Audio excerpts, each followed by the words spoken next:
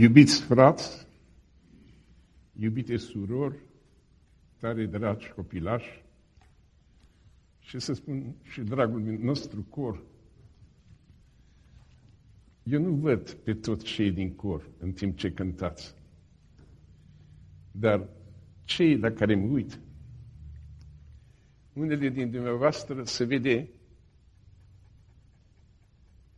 tare bine, la alții poate nu văd eu bine, dar cântă nu numai corzile vocale, ca la actorii de la operă. Ei când cântă, și fața exprimă. Când cântă un cântec de dragoste, că te iubesc, Aida, nu știu ce, și fața arată același lucru. Și tocmai când am auzit cântarea asta, iubirea ta, vorbește o logodnică, logodnicului ceresc. Și am văzut pe unele fețe, fața exprima simțimântul unei logodnice față de un logodnic atât de sublim. Și vă doresc ca la fiecare cântec pe care îl cântați să fie nu numai vocea, ci să fie și fața și inima toată în cântecul vostru și în cântecul celorlalți. Înainte de a vă vorbi, citesc din Exod, capitolul 24, niște versete curioase. Exod 24, versetul 9. Moise s-a suit împreună cu Aron, Nadab și Abiu și cu 70 de bătrâni ai lui Israel. Ei au văzut pe Dumnezeul lui Israel. 74 de persoane l-au văzut. Au văzut pe Dumnezeul lui Israel. Sub picioarele lui era un fel de lucrare de safir, străveziu, întocmai ca cerul în curăția lui. El nu și-a întins mâna împotriva aleșilor poporului lui Israel. Ei au văzut pe Dumnezeu și totuși au mâncat și au băut.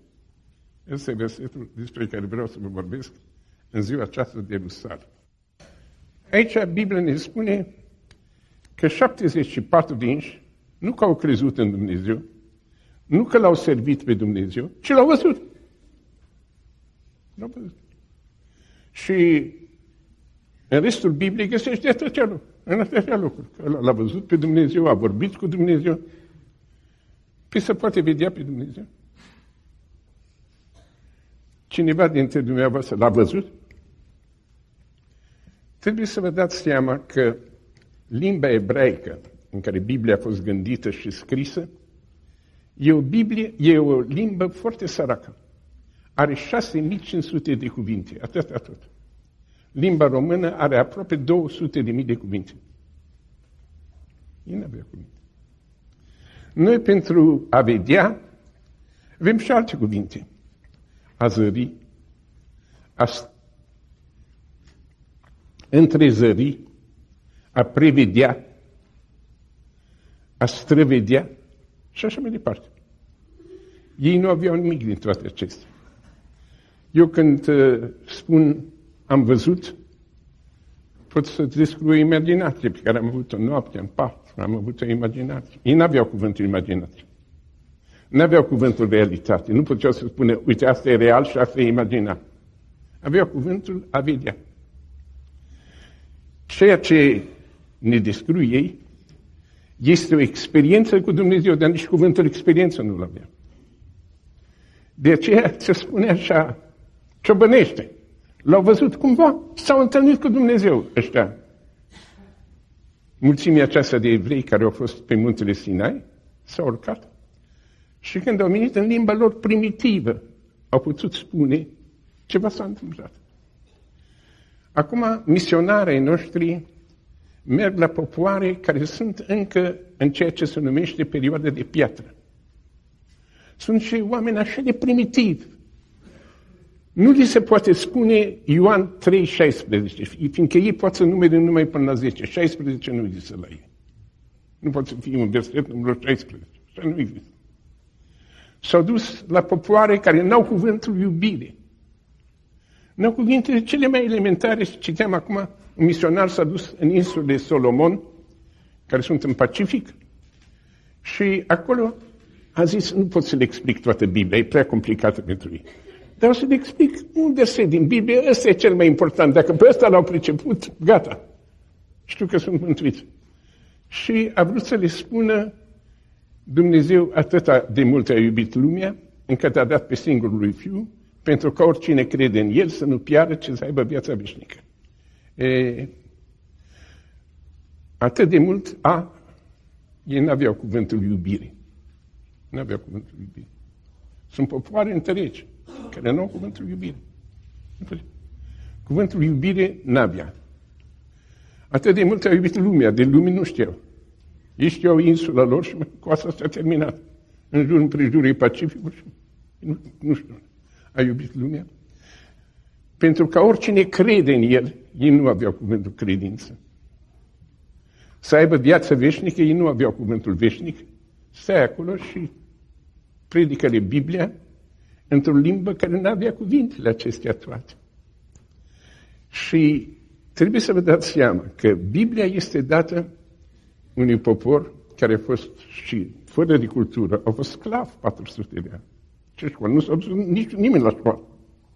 Un popor înapoiat, intelectualicește, și Dumnezeu le-a vorbit, s-au întâlnit cu Dumnezeu, dar n-au putut să spună cum s-au întâlnit cu Dumnezeu. Singurul fel în care puteau spune, a vedea, știau cuvântul ăsta, a vedea. Și au spus, au văzut, și fiecare din noi poate să vadă pe Dumnezeu. Este regula vieții creștine, să-L vezi pe Dumnezeu, în sensul acesta de a avea o întâlnire cu El. Nu trebuie să apară ceva pe o placă fotografică. Nu se poate filma. E cu totul altceva. Se întâmplă în inima ta.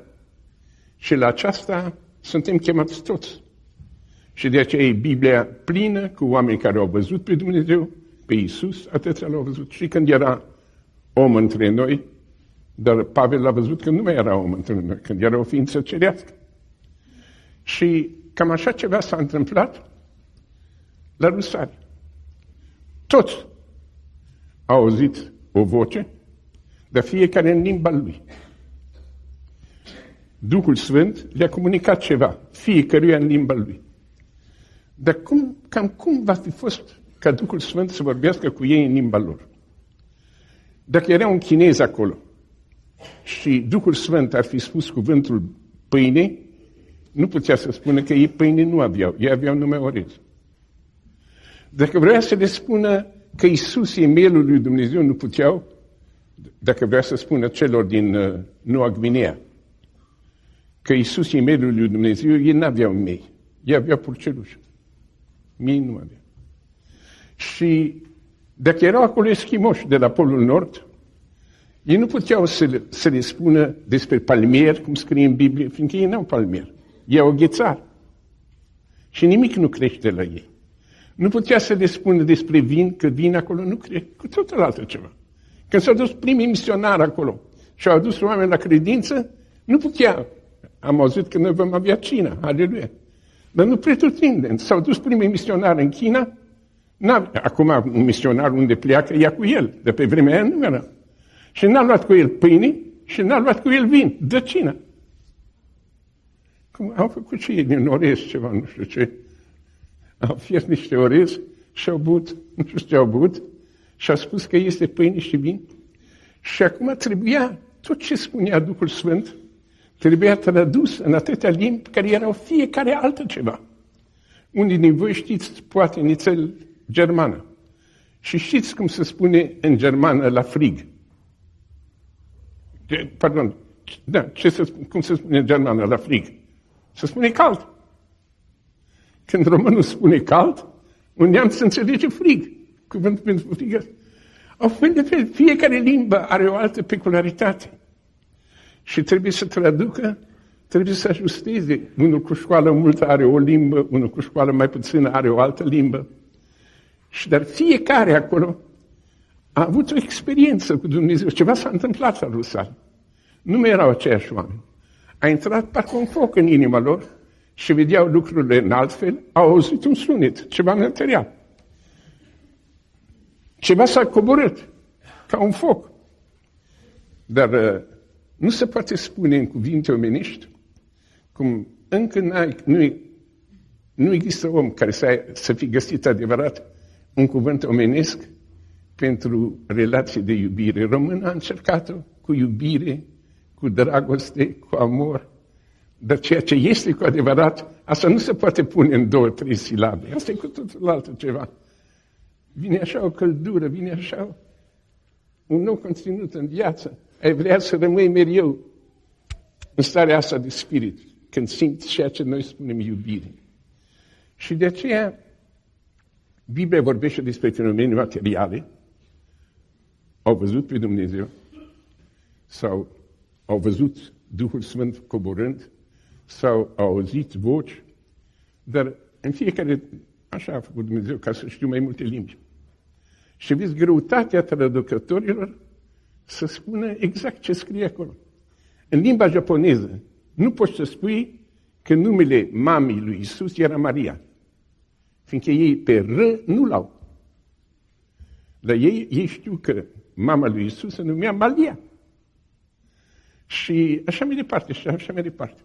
Și Dumnezeu vorbește în toate limbile acestea, vorbește fiecăruia pe limba lui și vorbește la gradul de cultură lui și la gradul de experiența lui. Și de aceea să avem și păreri așa de diferite, însă este unul și același Duh care a coborât atunci la Rusalii și poate coborâ astăzi aici. Și același Dumnezeu pe care ei l-au văzut pe muntele Sinai, același Dumnezeu, noi putem vorbi, putem să-L auzim pe El vorbind, putem să ne întâlnim cu Isus însuși. Spune lui Natanael, îi spune Mântuitorul, tu vei vedea Îngerul lui Dumnezeu urcându-se și coborându-se deasupra ta. Acum cine era Natanael azi? Nu era un apostol, nu era ceva deosebit. Era cum ar fi acum în adunare, Stan și Bran și Lenuța și Gheorghița și un om de fel. Și îngerul îi spune, Iisus îi spune, vei vedea îngerii suindu-se și coborând. Dacă te-ai pune cu un aparat de filmat, n-ai vedea niciun fel de înger. Dar intră într-o altă realitate. Într-o altă realitate, există o asemenea realitate. Zice, Îngerul lui Dumnezeu este în prejurul tău, spune într-un psalm. Nu o să vă spun care psalm, citiți psalmii și o să vedeți că scrie așa ceva. Dar eu îl văd pe om, eu nu văd îngerii în prejurul lui.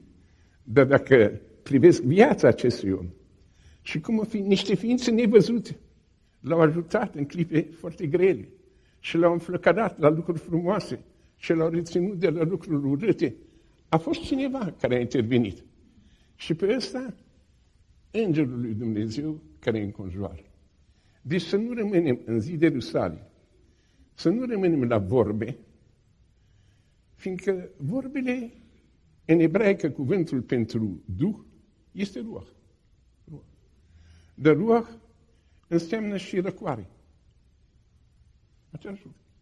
Deci dacă rămânem la cuvinte, ai putea să spui răcoarea Sfântă, ai putea să spui Duhul Sfânt. Și românul are atâtea omonimi, nu un cuvânt care are multe înțelesuri. De Rusalii, când fiecare s-a vorbit în limba lui, să știm că și Dumnezeu nu ne vorbește fiecăruia în limba noastră și coboară la nivelul nostru și se bucură de fiecare și câteodată unul zice, eu așa am înțeles. Și tu vorbești altă limbă. Chiar dacă e tot limba românească și limba românească, aia din Maramureș nu e la fel ca cea din Oltenia. Dar Dumnezeu, așa cum spune aici că cei pe muntele Sinai l-au văzut, să știți că există experiența aceasta personală cu Dumnezeu. Te poți întâlni cu El. Și așa cum știu despre soția mea că mi-a spus ceva, copilul sau cineva mi-a spus ceva, așa sunt sigur că Dumnezeu mi-a vorbit. Un înger m-a ocrotit. Duhul Sfânt m-a luminat, chiar dacă nu e ceva văzut cu ochii aceștia firești. S-a întâmplat un fenomen supranatural la Rusalii și fiindcă astăzi aici tot Rusalii e. Deci se poate întâmpla un fenomen supranatural și aici. nu va fi ceva de filmat, dacă ar fi aici aparat de video, nu apare pe video, dar apare aici în inimă. Vii la câte o adunare și s-a schimbat ceva. N-a venit predicatorul să te îmbrățișeze. Nu el ți-a dat asta. Dar cumva, Tatăl, Fiul, Duhul Sfânt, Îngerii, am intrat într-o altă sferă, în altă lume, și ceva s-a întâmplat atunci, în prima zi de Ierusalim, o minune, și o astfel de minune așteptăm și noi.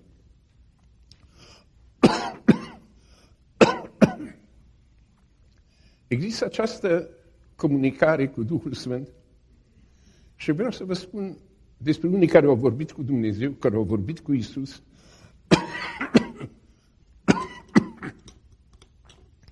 Și încă nu avem timp prea mult,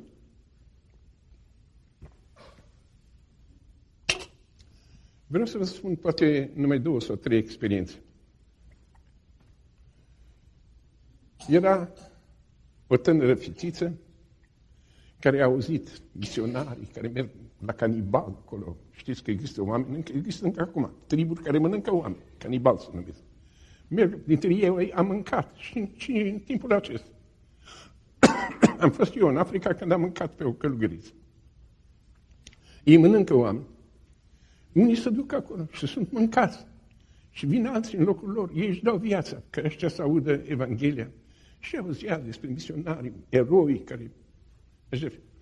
Și spunea, gata, eu când mă fac mare, mă fac misionară printre canibali, printre mâncătorii de oameni. Asta era idealul vieții ei. Și pe la 10 ani, așa, ea a început să se roage zi de zi. Doamne, ajută-mă să devin misionară între canibali. Asta a vrut ea. Dar asta e un fapt pe care vi-l povestesc, care aici în America s-a întâmplat. Așa. Și au trecut ani, s-a făcut ea de 17-18 ani, a schimbat rugăciune. Acum nu se mai ruga să meargă la canibal. Acum rugăciunea ei era, Doamne, ajută-mă, când o fi vremea pentru aceasta, dă-mi un bărbat cu adevărat credincios, care să mă iubească, să fie drag și să fie așa o plăcere, dă-mi un asemenea bărbat. Uitați-vă de canibal. Și i-a dat Dumnezeu a ascultat rugăciunea și așa bărbat a căpătat când nu exista mai bun. Era așa de fericită, după căsătorie, 6 luni a durat fericirea aceasta. După 6 luni a izbucnit războiul, a intrat America în război, el tânăr a fost luat la armată și a stat în război 3 sau 4 ani și s-a luptat și în Franța, s-a luptat în Japonia, adevărat, a fost pe câmpul de bătălie și când a venit înapoi a fost rănit, rău, a intrat în spital, a stat încă un an în spital, era rănit. Și când după 3-4 ani a venit acasă, nu mai era bărbatul acela credincios, iubitor, model care a fost înainte. Pe front, să bea, să fubează, să înjură, toate cele, nu? Ca pe front. Și el uitați toate. Și bărbatul pe care îl avea acum era contrarul la ceea ce își dori să ia, era un bețivar.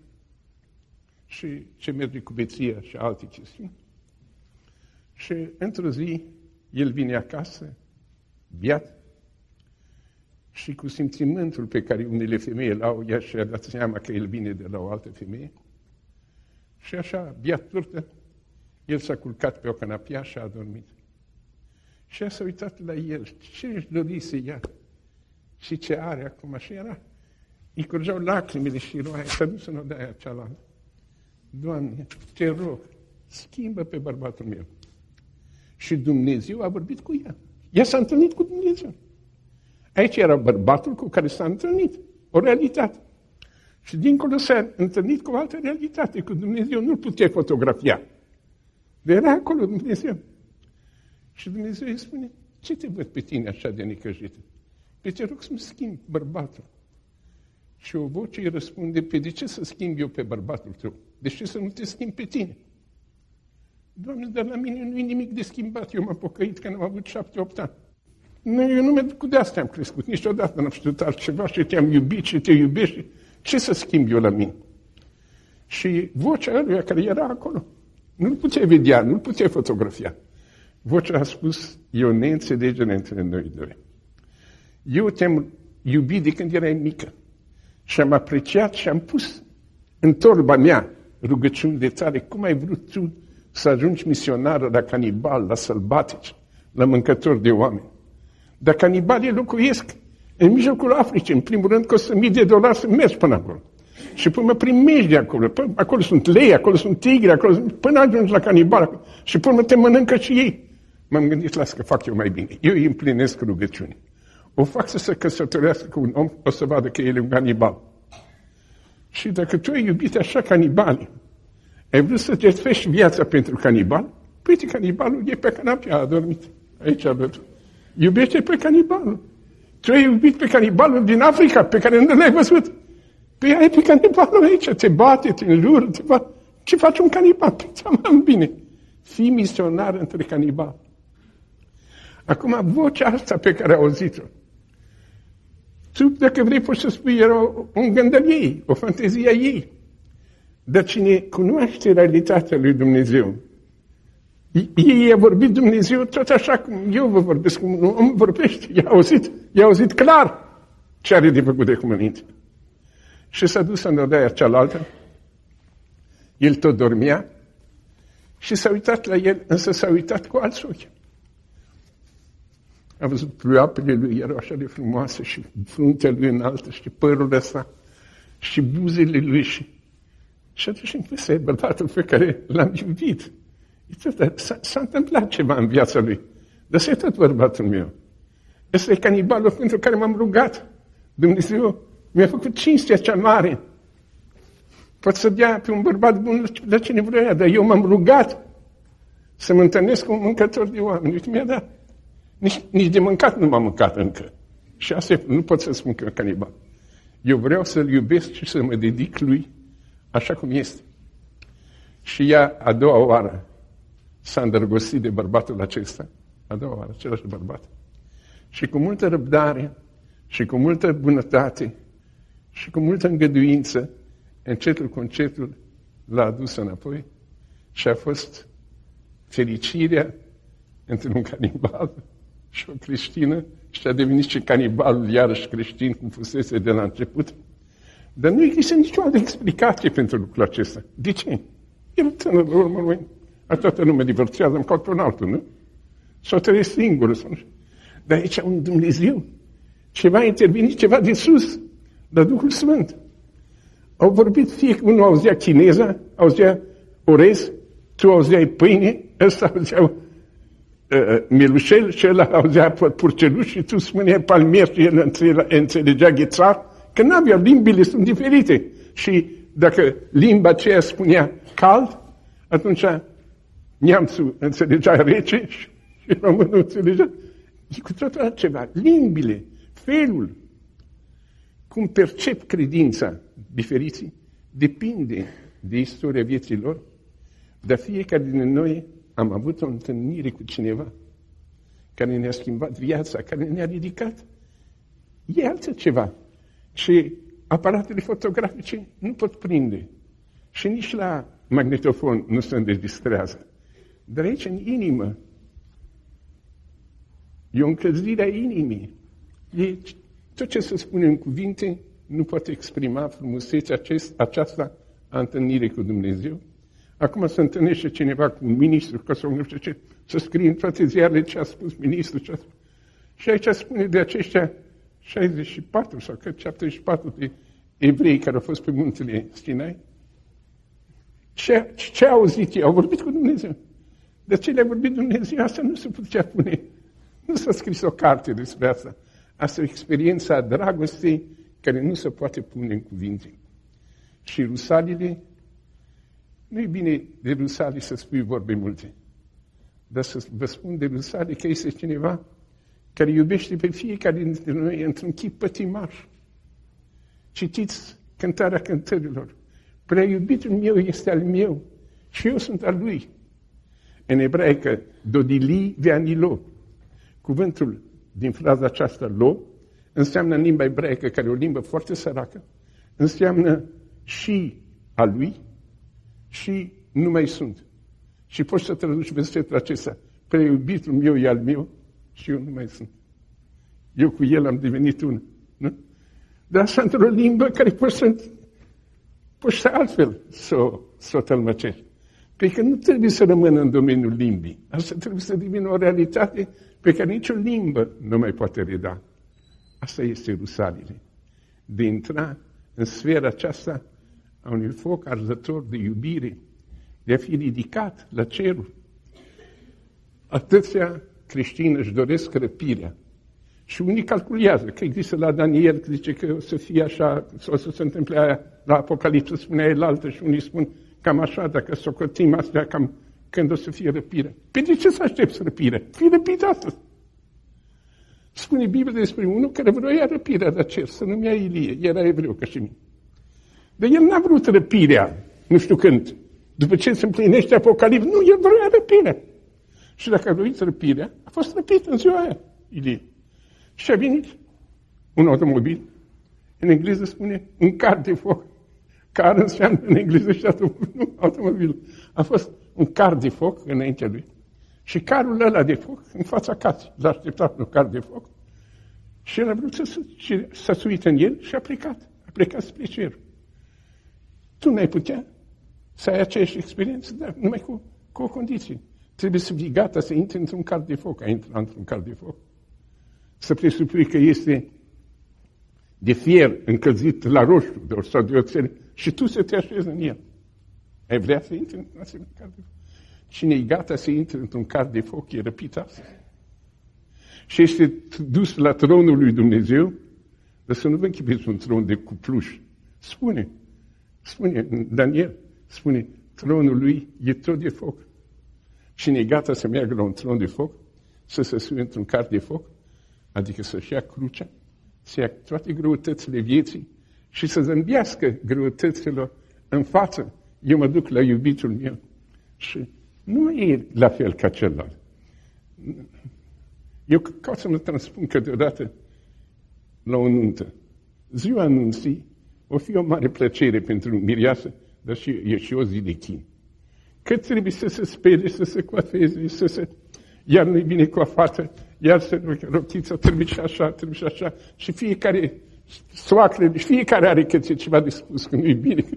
Până când vede că a trecut ceremonia, cred că s-a săturat de ceremonia aceasta. Asta este partea exterioară a zilei de căsătorie. Dar acolo este întâlnirea între un iubit și o iubită.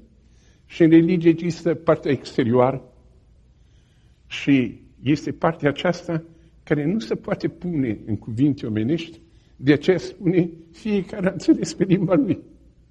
Deși limbile sunt foarte diferite și să dea Dumnezeu ca rusalele acestea să însemneze pentru voi o faptă. V-ați întâlnit cu Dumnezeu, e a treia persoană în Dumnezeire, Duhul Sfânt, care El vă conduce, vă va vorbi, cum nu știm, prin evenimente, prin întâmplările zilei, prin câte un cuvânt care vă va spune. Să vă spun, prea mult timp n-am, fiindcă știu că urmează cina. Și vreau să vă spun numai încă una. Au venit armata sovietică în țară, n-am invitat-o, dar au venit, în fine. La sfârșitul războiului au venit și eu, drept să spun, m-am bucurat că dacă i-am văzut, cu sutele de mii au venit armata sovietică și de aici au mers spre Ungaria, Cehoslovacia și am avut pentru prima oară ocazia să putem răspândi Evanghelia printre ruși și acolo era bolșevismul ăsta. Nimic, nu Dumnezeu, nu Hristos, nu Maica Domnului, nimic religie. Și imediat am tipărit clandestin Evanghelii în România. Ei, când au venit, au pus un guvern comunist și era cenzură de acum. Nu puteai să tipărești ce vroiai. Dar cenzorii nu știau rusește. Erau cenzori români. Și m-a întrebat, de ce e cartea asta?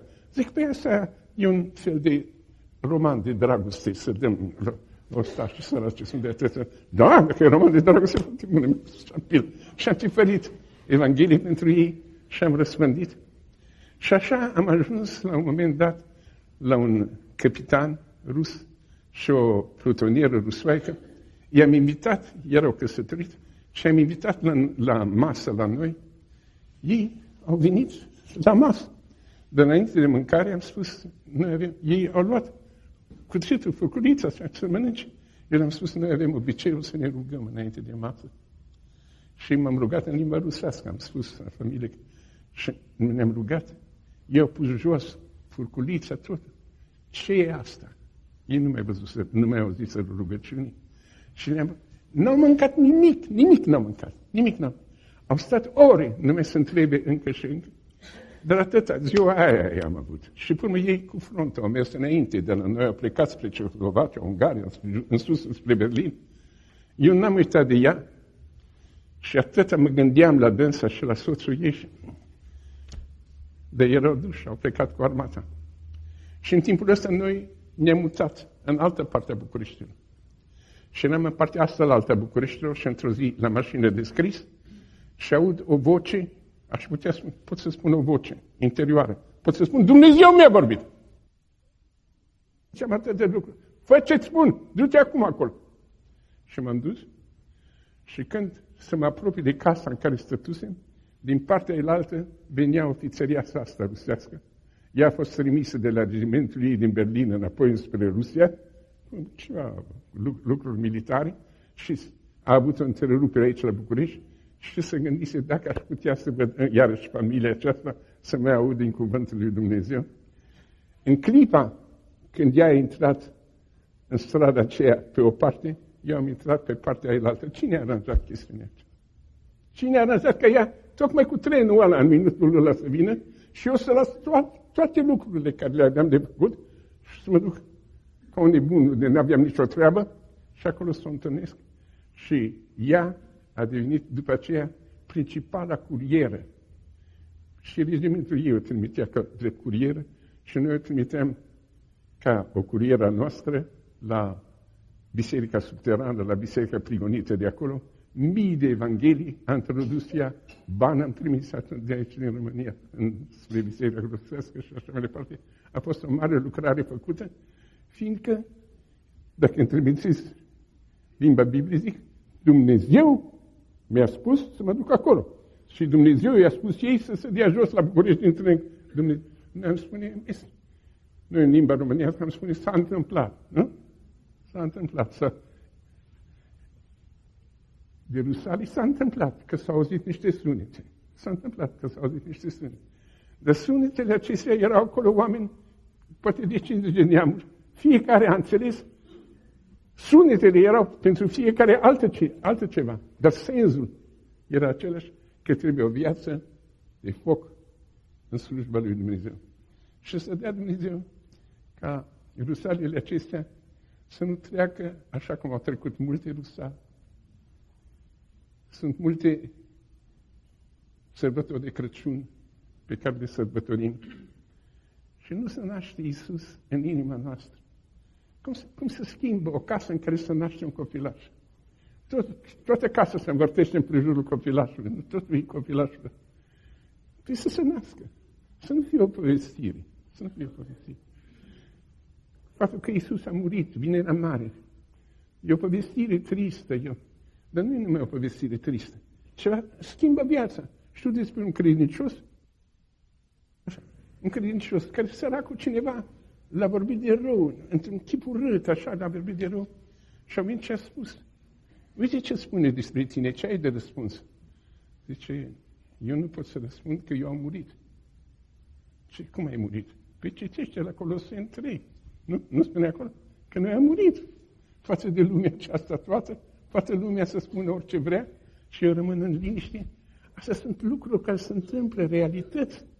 Să nu fie numai vorbă că s-a născut Iisus și nu-i un copil în casa noastră, un copil curat, în prejurul căruia, un copil al lui Dumnezeu, în prejurul căruia toate să se învârte și nu e o vinere mare în care să nu se întâmple ceva, să vedem ce groază poate să fie păcatul.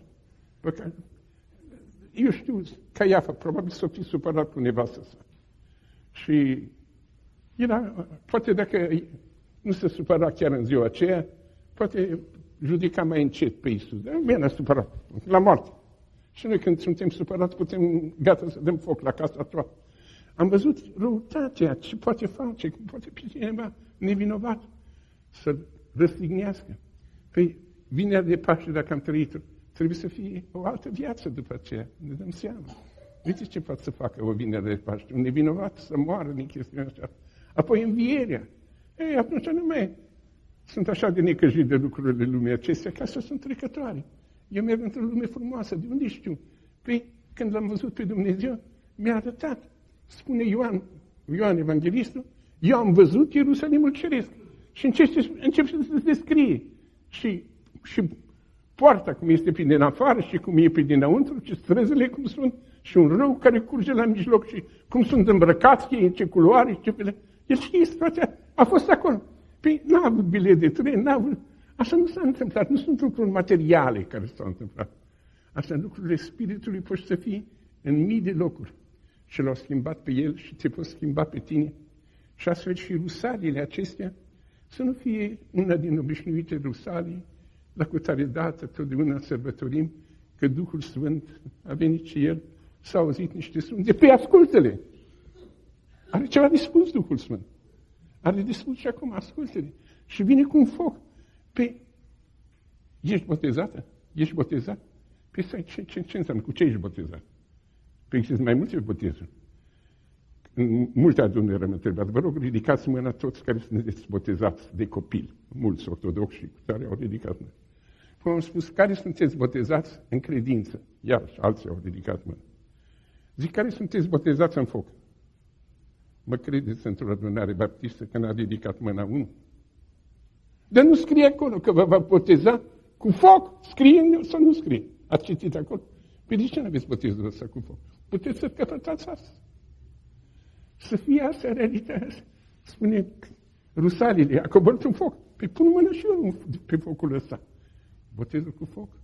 Să fie un foc așteptător în inimile noastre, după rusalile acestea, și tot visul nostru să fie, cum este a fiecărei logodnice îndrăgostite, iubirea ta, să nu fie un cântic de cânt. Cred că soția mea, când era amorizată de mine, ea spune că e amorizată și acum. Dar iubirea ta, ea se gândea, ea visa despre lucrul acesta. Și eu visam despre dânsă. Așa. Astea să fie realitățile noastre și atunci Duhul ăsta Sfânt va fi trecut cu folos, ne vom umple noi înșine cu Duhul acesta Sfânt și Dumnezeu va fi o realitate în viața noastră. Credeți-mă că mi-a fost foarte greu să vin astăzi, sunt foarte bolnav, dar am vrut aceste câteva, și nu sunt nici în stare să vă vorbesc mai mult ca de obicei, dar asta am crezut să vă spun. Nu știu cât timp o să vă mai vorbesc. Faceți realitate. Cânt în cor. Cânți în cor. Cu cine cânți în cor? Cu cine cânți în cor? Tu știi că scrie în Biblie că Iisus cântă în cor cu noi? Știi că scrie sau nu știi? Nu o să-ți spun unde. Citește în toată Biblia și vei găsi. Scrie că El cântă în cor cu noi. Și dacă ai citit toată Biblia și nu găsești, să vii la mine să mă reclam că am spus fapt. El cântă împreună cu noi. Și știi că Tatăl Ceresc cântă. Știi că asta scrie? Uite, asta o să vă arăt unde scrie. Că vede El un popor al Lui și spune, nu mai poate, nu? Dumnezeu cântă, spune cântă, și nu mai poate de veselie. Scrie în Sefania 3:17. E bine și Lui să cânte. Când vede un copil care, într-adevăr, au fost rusalii, s-a pogorât Duhul Sfânt nu acum 2000 de ani, s-a pogorât astăzi. Și cum biserica atunci s-a răspândit pretutine, fiindcă era focul acesta, așa să vă ajute Dumnezeu și pe voi toți. Și dacă nu m-ați priceput bine, gândiți-vă și voi că v-a vorbit un om de 86 de ani și la 86 nu mai poți vorbi ca la 30. Primiți cuvintele acestea pe care în slăbiciune vi le-am spus. Primiți-le și să dea Dumnezeu ca să fie o biserică plină de Duhul Sfânt. Amin.